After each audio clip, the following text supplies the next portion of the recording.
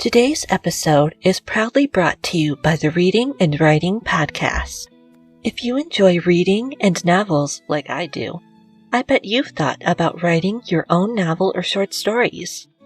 You can listen to the Reading and Writing Podcast today to learn tips and tricks from best-selling writers on how you can write your own novel or short story.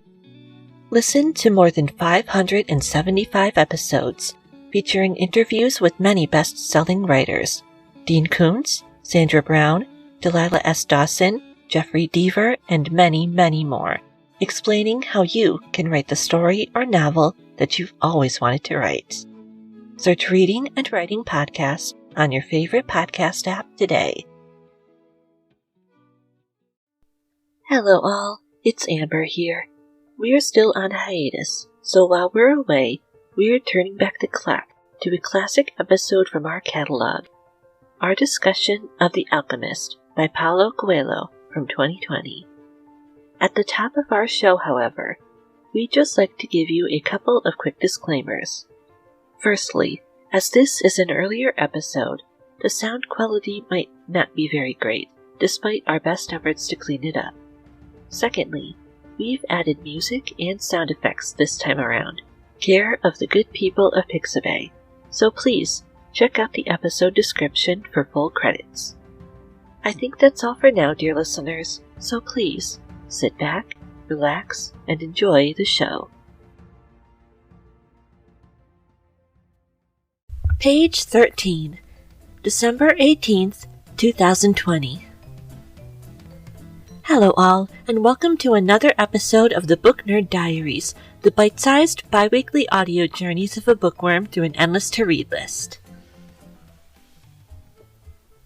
My name is Amber, and, as always, I am very happy to be your host and friendly neighborhood book nerd. Whether you are a new or returning listener to this little show, I'm incredibly glad you're here. Before I get into today's book discussion, I just wanted to say thank you so much, first of all, to Julie and Katie, aka one of the best sisters a podcaster could ask for being our benevolent and amazing monthly subscribers on Patreon, which allows our small operation to keep running.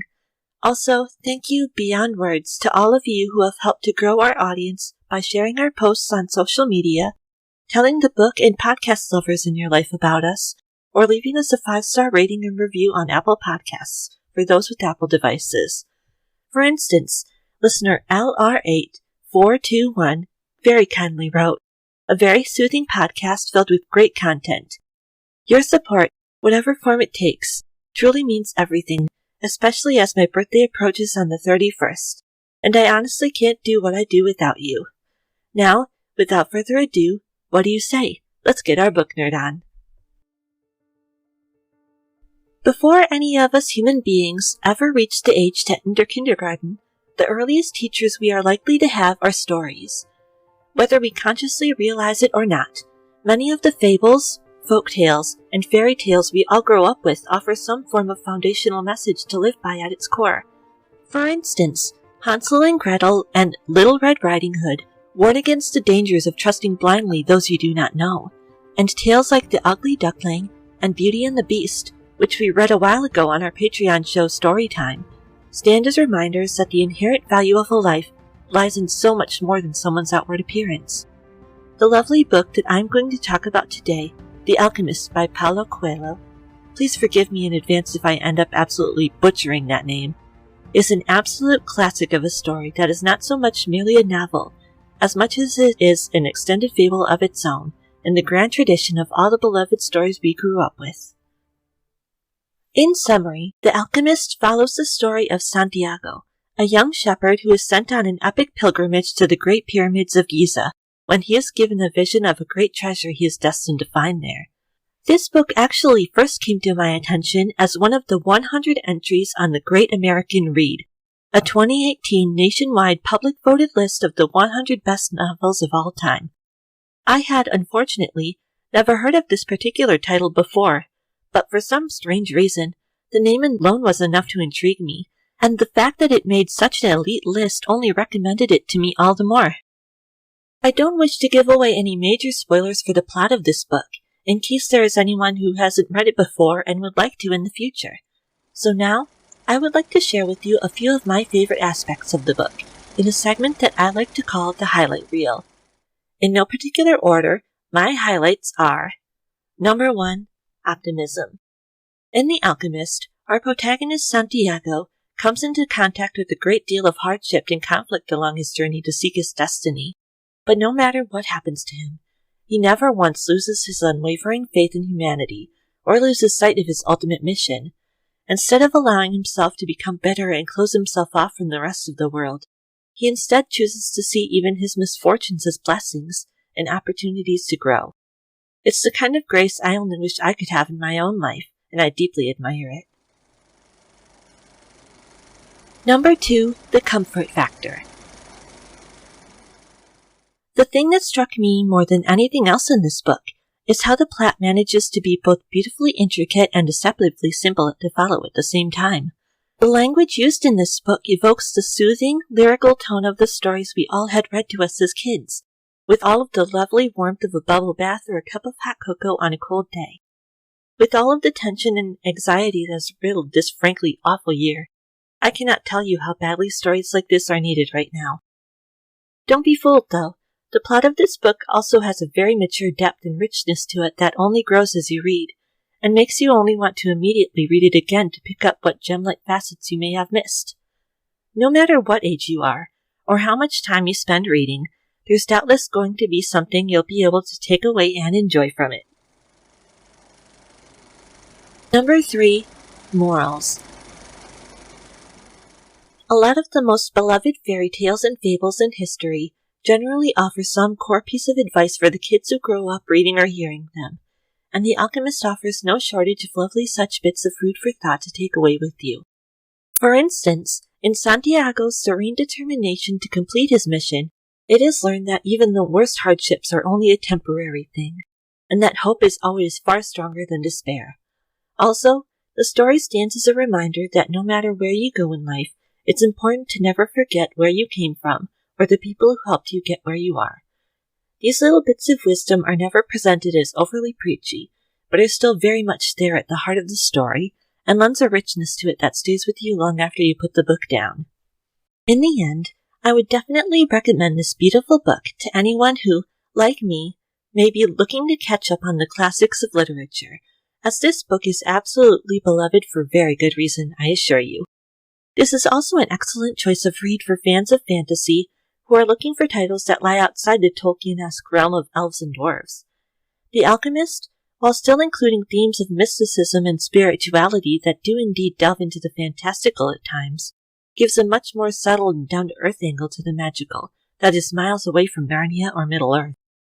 It's completely refreshing, and may be a good introduction to the fantasy genre for those who may not be as big into it as I am. It's also a relatively short book, at just under 200 pages, not counting the epilogue and other content, so it's a perfect choice if you don't have a lot of time to spare for reading, and would just like something to sit and enjoy without having to commit a ton of hours to it. For those of you who enjoy stories like The Alchemist that beautifully blur the lines between fantasy and reality, I would be utterly remiss not to mention a few of my favorite recent masterpieces of animation: Netflix's absolutely charming animated series Hilda, and Disney Plus's creepy and sometimes mind-bending magnum opus from the mind of genius Alex Hirsch, Gravity Falls, which just happens to be one of my favorite series ever.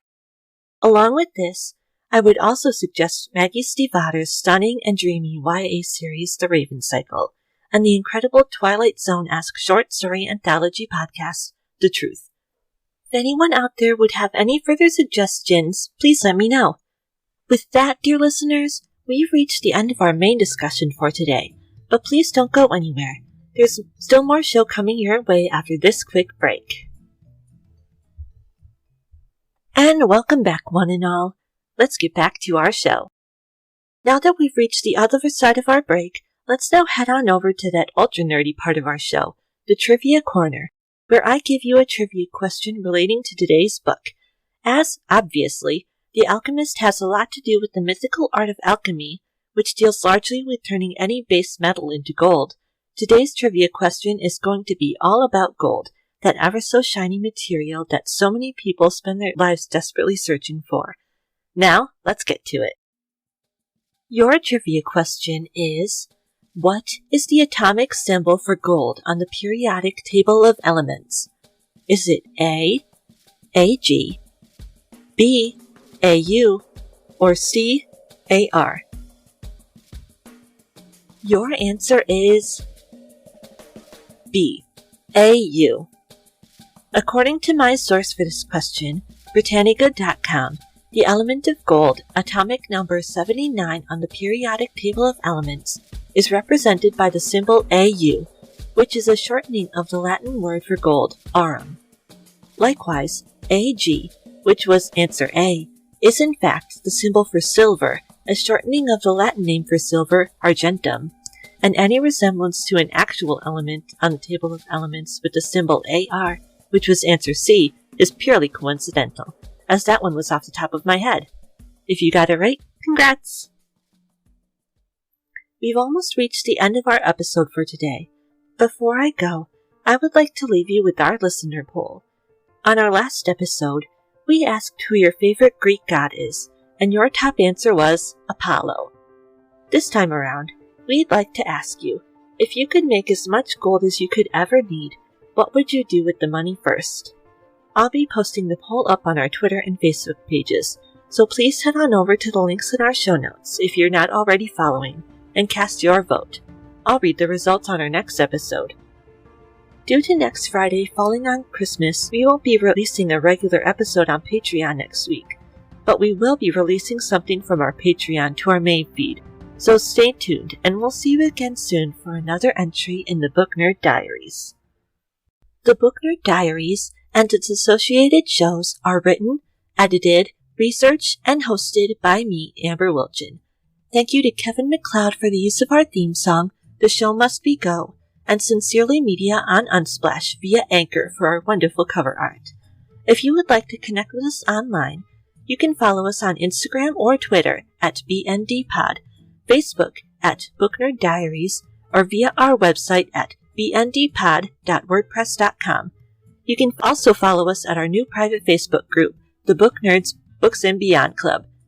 We also have a Ko-fi page at ko-fi.com/bndpod, where for a small donation you can pass along a special shout-out for someone you love, or some good news you'd like to share with the world, and I'll read it out for you during the next episode.